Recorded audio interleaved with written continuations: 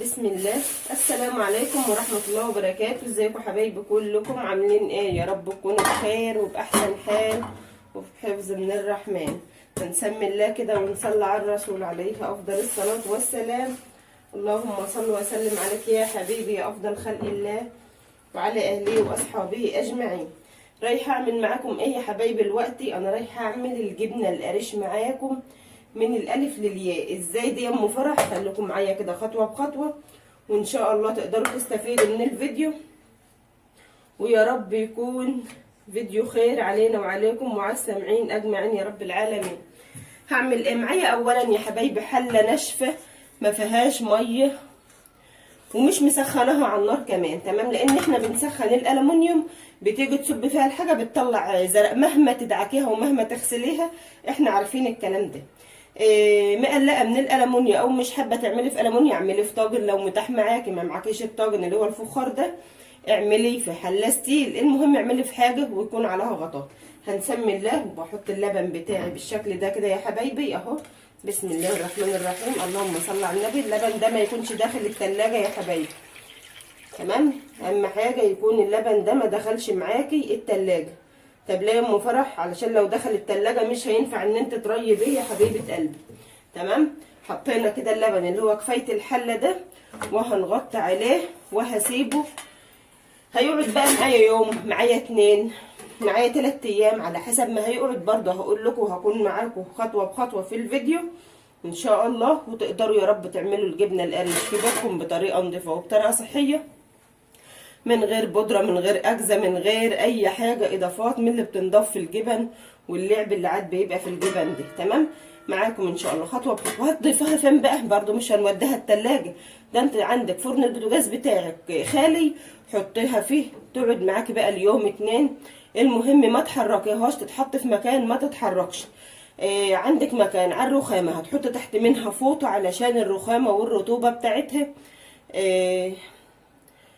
ما تغيبش اللبن معاك يا حبيبه قلبي. هتحط حاجه تحتها وقوم حاطه فوطه مغطياها بها برضو، بحيث دي لو اتحطت معاكي على الرخامه، تمام؟ انا الوقت هحطها في فرن البوتاجاز، هو امن مكان معايا الوقت في مطبخي، او امن مكان معايا الوقت عيالي ما بروحوش عنده، عيالي ما بيهزوش اللبن، عيالي مش هيبوظوا معايا اللبن لما يجي يربط يهزوه او ينكشوه، تمام؟ عايزينه في مكان بعيد عن الاطفال خالص، تمام؟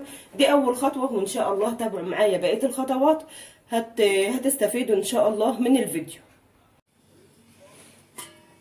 كده يا حبايبي اللبن بتاعي راب، قعد معايا يومين وده التالت اهو يا حبايبي، يعني 3 ايام كده في فرن البوتاجاز. بسم الله هنسمي الله وتعالوا شوفوا معايا القشطه بتخلع ازاي. بس يا ريت قبل ما تشتروا القشطه دي تضيفوا اللبن بتاعكم ده في التلاجة لمده ساعه ساعتين يتماسك، بحيث ان انت تشتري القشطه قطعه واحده، مش تشتريها بقى اللهم صل على النبي، تشتريها يعني وتسيل منك حاجه زي كده. بصراحه يعني هي ما لحقتش يعني. بسم الله الرحمن الرحيم. اهي يا حبايبي بتتجمع اهي وبتكون بكل سهوله، تمام؟ بقول لك حطيها في التلاجة علشان برضو تشتري القشطه بتاعتها قطعه واحده. بجمع القشطه دي يا حبايبي اهي، او بجمع وش اللبن ده هجمعه ان شاء الله وهسيحه معاكم. مش هسيح النهارده هعمل معاكم اللهم صل على النبي، هعمل معاكم الجبنه القريش عليه افضل الصلاه والسلام، تمام؟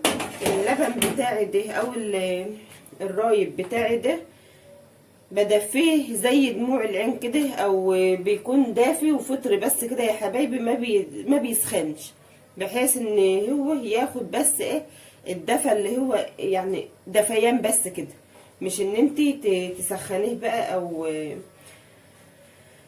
اللهم صل على النبي يغلي معاكي. لا، مش عايزين الخطوه دي خالص تبوظ معاكي الجبنه.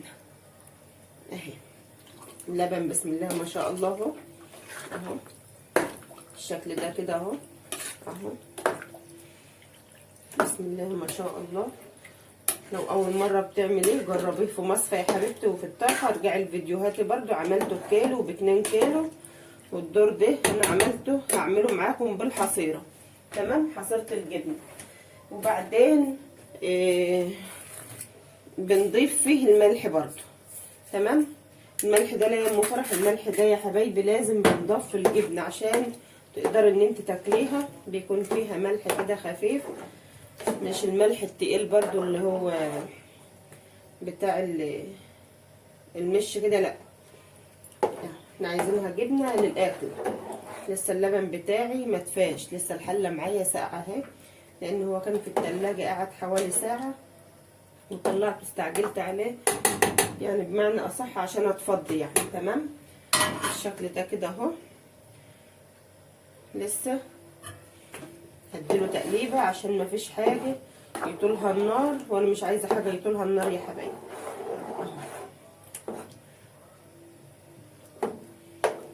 لسه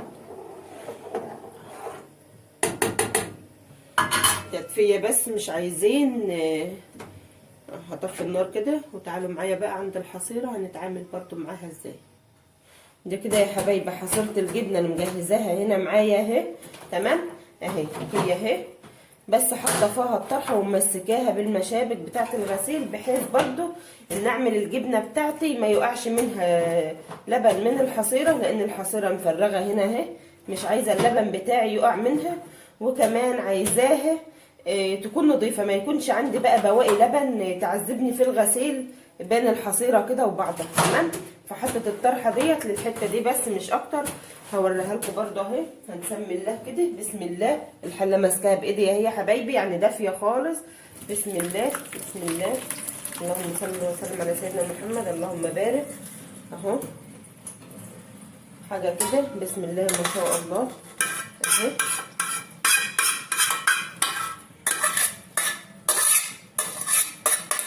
حبه الشرشه هرفع برضو بالراحه كده، وهنزل الحله بتاعتي قلب الحوض ان هي تلاقي معايا برضو الشرشه.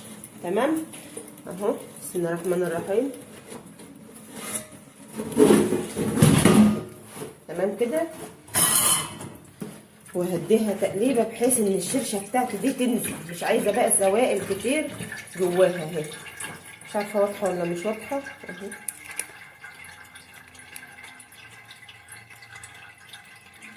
اهي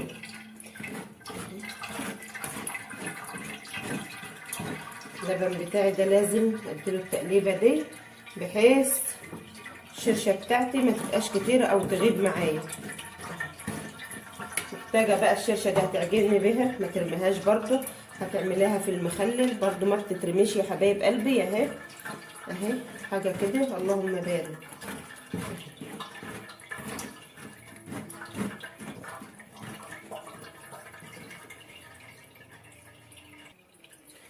قلبناها وحسيت ان هي خفت من الشرشه بتاعتها، هنزل عليها بقى كده بشويه ملح.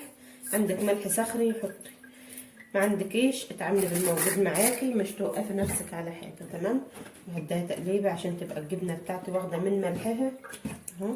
تمام كده اهو، سهله خالص، مش عايزه اي افتكاسات اهي كده. خلاص اتاكدت ان هي يعني شبه ان هي صفت من ميتها شويه.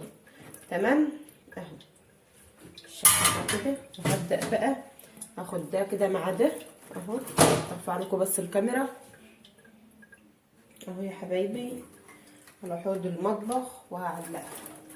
عندك مكان غير حوض المطبخ علقيه. انا بصراحه يعني بالليل وكده يعني استكفيت من شغل المطبخ، وهعلقها تفضل معايا للصبح بقى.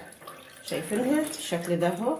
وفي الحنفيه بيتعمل لها يد كده، اليد دي احنا اللي عاملينها يا حبايبي، مش جايه به اهو اهو. تمام كده اهو. كده الجبنه بتاعتي في السليق، بتبدا بقى ان هي تسقط ميتها. ابدا بقى انا اعمل فيها ايه بالشكل ده كده. ابدا اعصر بقى اهو، اساعدها ان هي اهي.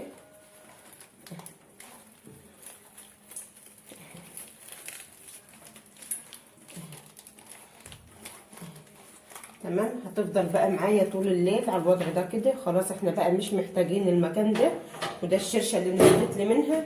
ولسه هسيب الحله بتاعتي هجيب برضو زي ما هي هجيب. تمام، طريقتها سهله خالص، طريقه سهله ومش مستاهله اي افتكاسات خالص اهي. تمام كده، شايفين الوضع اهو. مش تدوخي ومش تدوري على مكان، هو مكان المطبخ امن حاجه. بتاخد الشرشة اللي بتحتاجها، هي بتقع برضو من الحصيرة فيها اهي، والباقي بيروح في الحوض بقى خلاص مش محتاجاه خلاص. تمام معاكم برضو للاخر. تعالوا كده نسمي الله ونشتغلها كده يا حبايبي من على حنفية الحوض. النهارده تاني يوم الصبح اهو الساعة 6، يعني انا عاملاها امبارح الساعة 10 بالليل والوقت الساعة 6 الصبح. تمام صباحكم هنا، صباحكم فرح، صباحكم سعادة، صباحكم كله تفاؤل بذكر الله. اللهم امين يا رب العالمين. اهو يا حبايبي شايفين الجبنة معايا عاملة ازاي اهو. هقطعها معاكم، لو عايزة تعمليها مشروع في بيتك بتنفع وبيبقى مكسبها معاكي. السمنة على فكرة او القشطة، القشطة اللي بتطلع دي ما بتسيح بتبقى سمنة، وبيطلع منها العجوزة برضو او المركة. تمام هي بيبقى يعني لها كام اسم كده في اماكن يعني مختلفة، يعني احنا هنا بنقول عليها عجوزة، غيرنا بقول مركة كده يعني. تمام الجبنة يا حبايبي بسم الله ما شاء الله، نفس الكاميرا تجيبها لكم كلها اهي. بسم الله الرحمن الرحيم. طريقتها سهلة خالص اهي، وبتقطعيها بقى زي ما انت حابه تضيفها في البلاصي ضيفيها، مش حابه تضيفيها في البلاصي عادي خالص اهي. خرطه بخرطتها اهي متماسكه اهي. بسم الله ما شاء الله اهي يا حبايبي، ووريتكم برضو اهي. بسم الله ما شاء الله. ليه بقى الطرحه بقى ما بتخليش اللي على الطرحه دي معايا في الحصيره يا حبايبي اهي. بسم الله ما شاء الله بتطلع معايا كميه حلوه قوي، وكمان اللهم بارك يعني بتبقى حاجه نضيفه كده ومضمونه اهي. حابه ان انت تعملها مشروع بتنفع برضو يا حبايبي، ووزنيها ووزني القشطه البتاع القشطه اي طبعا اهي اهي. نحطها ازاي؟ شايفين الجبنه عامله ازاي اهي. طريقتها سهله خالص اهي يا حبايبي اهي. وده ديل الحصيره رفيع، ده بنسميه احنا هنا ديل الحصيره. تمام اهي. ده شكل الجبنه القريشه اهو، وكمان اللهم صل على النبي طعمها وملحها زي الفل. ده طبعا مش هرميه يا حبايبي. تمام اهو كده الحصيره بتاعتي نضيفه، يعني اللي باقي معايا في الطرحه ده منضف معايا الحصيره. اقوم اعمل فيها ايه بقى؟ ما عينهاش كده بشويه ميه كده من الحنفيه اهو، وبشطفها لان مش عايزه الشرشه دي تكون موجوده معايا فيها. تمام اهي. يعني انا هعينها كمان على الوضع ده، ما تحطهاش في الشمس، تحطها في مكان ظل هتنشف مع نفسها عشان الحر معاكي ما تبوظهاش لك. تمام اهي سهله وسريعه وكمان زي الفل. عايزه تحط عليها شويه صابون حط، مش عايزه عادي مش مشكله، شطفيها بس كده وخلاص. وهي تكون معاكي نضيفه ما تشيلهاش وهي مكان الشرشه كده. تمام وبعدين بيبقى لها برده شراشيب كده في الاخر يا حبايبي. انا اشتغلت بصراحه طلعت معايا في الجبنه لاول مره، يعني شراشيب زي دي كده، وكانت شراشيب طويله لما هنا كده قصقصتها بالمقص اهي. بحطها في مكان فيه هوا مش فيه شمس يا حبايبي، مكان فيه هوا زي البلكونه كده ما يكونش طايلها شمس تبوظ معايا الحصيره يعني تصيفها معايا. تمام طريقتها سهله خالص وبسيطه، ويا رب تقدروا تستفيدوا من فيديوهاتي.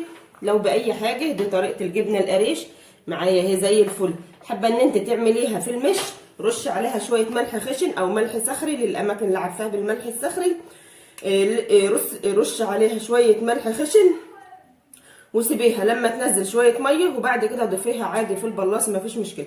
حباها للاكل كده هي كده ملحها مظبوط، واحنا كده بسم الله ما شاء الله مش هضيف عليها اي اضافات. يا رب الفيديو يعجبكم وكمان تقدروا تستفيدوا منه باي حاجه.